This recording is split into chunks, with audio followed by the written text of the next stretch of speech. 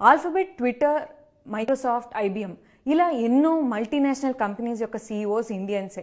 ఈ విషయాన్ని మనం ఇప్పటిదాకా ఎన్నోసార్లు విన్నాం. కానీ మనం కొంచెం జాగ్రత్తగా గమనించాల్సింది ఏంటంటే వీళ్ళు కేవలం ఇండియన్స్ కాదు, ఇండియాలోని అప్పర్ క్యాస్ట్స్.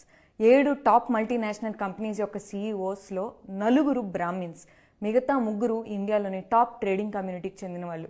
కేవలం ఐటీ ఇండస్ట్రీలో లేకపోతే కార్పొరేట్లోనే కాదు, ఇండియాలోని జ్యుడిషియరీ చూసినా, ఇండియాలోని బ్యూరోక్రసీ చూసినా, లేకపోతే మన నోబెల్ లారెట్స్ని చూసినా, టాప్ ఇండియన్ ఇన్స్టిట్యూషన్స్ యొక్క వైస్ ఛాన్సలర్స్ నుండి ప్రొఫెసర్స్ దాకా మన అకాడమీగా మొత్తం డామినేట్ చేస్తుంది బ్రాహ్మిన్సే. దీన్ని చాలా ఈజీగా, క్యాజువల్గా బ్రాహ్మిన్స్కి మెరిట్ ఉంది కాబట్టే బ్రాహ్మిన్స్ లీడ్ చేస్తున్నారు అంటారు. కానీ మనం గమనించాల్సింది ఏంటంటే హిస్టారికల్గా వాళ్ళకున్న కొన్ని అడ్వాంటేజెస్ వాళ్ళ కరెంట్ సిట్యుయేషన్ని షేప్ చేస్తున్నాయా? అండ్ కేవలం ఇండియాలోని క్యాస్ట్ సిస్టమే కాదు, ఇండియాలోని ఎడ్యుకేషన్ సిస్టమ్ కూడా కొన్ని పర్టికులర్ క్యాస్ట్స్కి అడ్వాంటేజ్ అయ్యేలాగా ప్రిఫర్ చేసిందా? అండ్ అన్నిటికన్నా ఇంపార్టెంట్, కేవలం 5 నుండి 10% ఉన్న ఈ అప్పర్ క్యాస్ట్స్ మొత్తం ఇండియాని డామినేట్ చేసే అన్ని ఇన్స్టిట్యూషన్స్లో లీడింగ్ పొజిషన్లో ఎలా ఉంటున్నారు? ఇవన్నీ చర్చించాల్సిన అవసరం ఉంది ఇవాళ FII విత్ స్వాతిలో.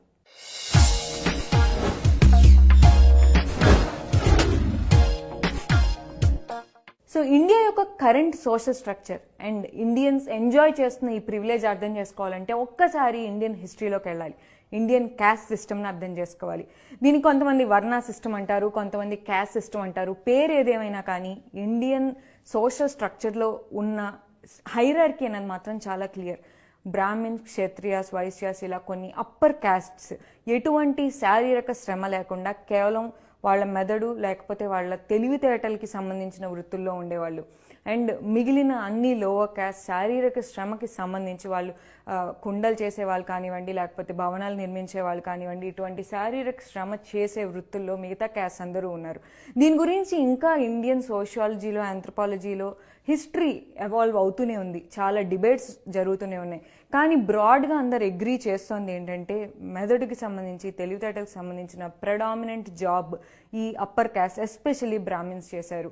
అండ్ శారీరక శ్రమకు సంబంధించిన మిగతా అన్ని లోవర్ క్యాస్ట్ చేశారు. సో మనం ఒకసారి ఇంజనీరింగ్ అన్నదాన్ని అర్థం చేసుకుంటే ఇంజనీరింగ్ అనేది ఈ శారీరక శ్రమకు సంబంధించిందే కదా. భవనాలు కట్టడం కానివ్వండి, లేకపోతే మెటలర్జీ చేయడం కానివ్వండి, మెకానికల్ ఇంజనీరింగ్, లేకపోతే ఫ్లైట్స్ కన్స్ట్రక్ట్ చేయడం, మరి ఇలాంటి జాబ్స్ అన్నీ ఫిజికల్ శ్రమకి సంబంధించినవే. కానీ అలాంటి ఫిజికల్ శ్రమకు సంబంధించిన జాబ్స్లో కూడా బ్రాహ్మిన్స్ ఎలా డామినేట్ చేస్తున్నారు? దీని గురించే ఒక ఇంట్రెస్టింగ్ స్టడీ వచ్చింది. నేను ఆ స్టడీలోని ఫ్యాక్ట్స్ని మీ ముందుంచబోతున్నాను. బ్రిటిష్ ఇండియాలోకి వచ్చాక ఇండియన్ ఎడ్యుకేషన్ సిస్టంలో ఒక పెద్ద చేంజ్ తీసుకొచ్చారు. అప్పటిదాకా కేవలం సాహిత్యం లేకపోతే సంస్కృతం ఇలాంటి కొన్ని ఏరియాస్కి పరిమితమైన ఇండియన్ చదువుని వాళ్ళు మ్యాథమెటిక్స్, ఇంగ్లీష్, సోషల్ సైన్సెస్ వైపు కూడా తీసుకెళ్లారు. సో మొదటి ఇంజనీరింగ్ కాలేజ్ బ్రిటిష్ టైంలోనే ఎస్టాబ్లిష్ అయింది. సో ఇంజనీరింగ్ కాలేజ్ ఎస్టాబ్లిష్ అయినప్పుడు ఒక డిబేట్ జరిగింది. ఈ ఇంజనీరింగ్ అన్నది శారీరక శ్రమ, ఈ పని వృత్తులు ఎవరైతే చేస్తున్నారో ఆ వృత్తుల మీద హ్యాండ్స్ ఆన్ ట్రైనింగ్ ఉండాలా, లేకపోతే కేవలం మెదడుకు సంబంధించిన పని ఉండాలా ఒక ఇంజనీర్కి అన్న చర్చ జరిగింది. ఆ చర్చలో వచ్చిన అవుట్కమ్ ఏంటంటే కేవలం మెదడుకు సంబంధించిన స్కిల్స్ ఉంటే చాలు ఒక ఇంజనీర్కి. సో ఇప్పటికి కూడా ఇండియాలోని IIT ఎంట్రన్స్ ఎగ్జామ్ చూసినా, ఎంసెట్ చూసినా దీనిలో వేటిల్లో మన స్కిల్స్ చూడరు. పనిముట్లను ఎలా హ్యాండిల్ చేస్తామో చూడరు, ఒక కన్స్ట్రక్షన్ యాక్టివిటీ ఎలా జరపగలమో చూడరు. కేవలం మీకు మ్యాథ్స్ వచ్చా, మీకు ఇంగ్లీష్ వచ్చా, మీకు సైన్స్ అర్థం అవుతుందా అన్నవి మాత్రమే చూస్తారు. హిస్టారికల్గా ఈ సబ్జెక్ట్స్ అన్నిటినీ బ్రాహ్మిన్స్ డామినేట్ చేస్తూనే ఉన్నారు. వాటి యొక్క లిటరేచర్ వాళ్ళ కంట్రోల్లో ఉంది. అండ్ చాలామంది టీచర్స్ ఈ క్యాస్ట్ వాళ్ళే అవటం వల్ల వాళ్ళకి సబ్జెక్ట్స్ మీద నాలెడ్జ్ అండ్ ప్రొఫిషియన్సీ కూడా ఉంది.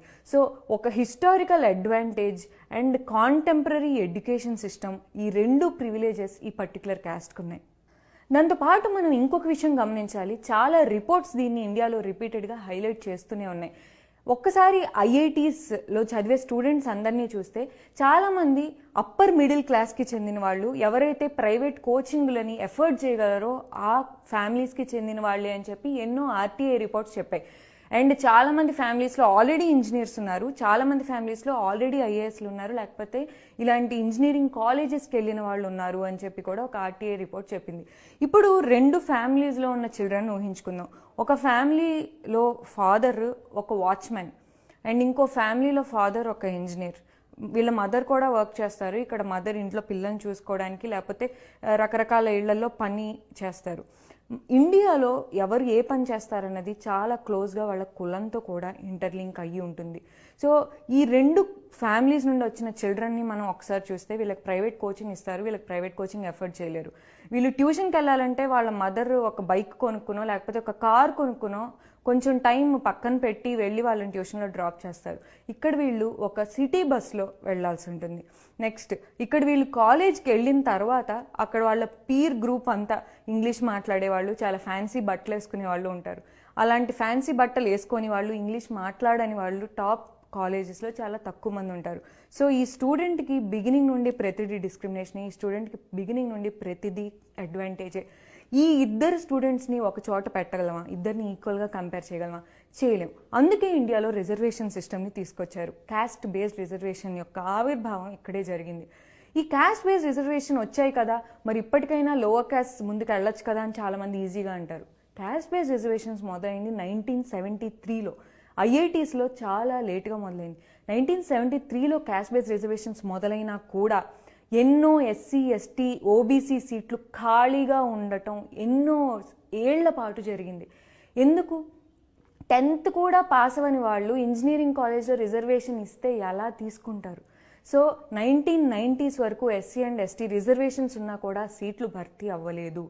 అండ్ ఓబీసీ రిజర్వేషన్ మొదలైంది 2006లో, కేవలం 15 ఏళ్ల క్రితమే. సో ఇప్పుడు ఒక్కసారి ఆలోచిద్దాం, 100 ఏళ్ల నుండి వాళ్ళకు ఉన్న ఒక అడ్వాంటేజ్, కేవలం ఒక 20-30 ఏళ్ల నుండి మనం ఇచ్చిన రిజర్వేషన్, ఈ రెండు సమానం అవుతాయా? అవ్వవు. అండ్ ఎగ్జాక్ట్లీ ఇండియాలో ఐఐటీస్ ఈ మిడిల్ క్లాస్ కల్చర్ మొదలైపోయి పిల్లలందరినీ ఐఐటీలకి పంపించి ఇలా కోచింగ్లు ఇప్పించి బాగా చదివించే టైంలో అమెరికాలో కూడా ఒక చట్టాన్ని తీసుకొచ్చారు. ఇలా వివిధ దేశాల్లో ఉన్న తెలివైన వాళ్ళందరినీ అమెరికా వెల్కమ్ చేస్తూ కొన్ని చట్టాలు తీసుకొచ్చింది. ఆ అడ్వాంటేజ్ కూడా కరెక్ట్గా ఆ టైంలో ఐఐటీస్ నుండి పాస్అవుట్ అయిన వాళ్ళకు ఉంది. వాళ్ళందరూ అమెరికా వెళ్ళిపోయారు, సంపాదించారు. అలాంటి కుటుంబాలకి చెందిన వాళ్ళే ఇప్పుడు ఎన్నో లీడింగ్ ఎంఎన్సీలని లీడ్ చేసే పొజిషన్స్కి చేరుకున్నారు. మొత్తం మీద మనం గమనించాల్సింది ఏంటంటే, మన సమాజంలో ఇప్పుడు ఇండియాలో ఉన్న సమాజంలో కేవలం తెలివితేటలు ఉంటే సరిపోవు. నాకు తెలివితేటలు ఉన్నాయి అందుకే నేను గ్రో అయ్యాను అని ఎంతోమంది చాలా ఈజీగా అంటారు. కానీ మనకన్నా ఎన్నో ఎక్కువ తెలివితేటలు, ఇంకా ఎక్కువ స్కిల్స్ ఉండి కూడా అవకాశాలు లేకపోతే వాళ్ళ కుటుంబం యొక్క సామాజిక పరిస్థితి వల్ల వెనకపడ్డ వాళ్ళు ఎంతోమంది ఉన్నారు. సో అలాంటి వాళ్ళు మీ చుట్టూ ఉంటే కనుక మీకున్న ప్రివిలేజ్ వాళ్ళకు ఉందా అని ఒక్కసారి ప్రశ్నించుకుని వాళ్ళకి మీ వంతు మీరేం చేయగలరో ఆలోచించండి.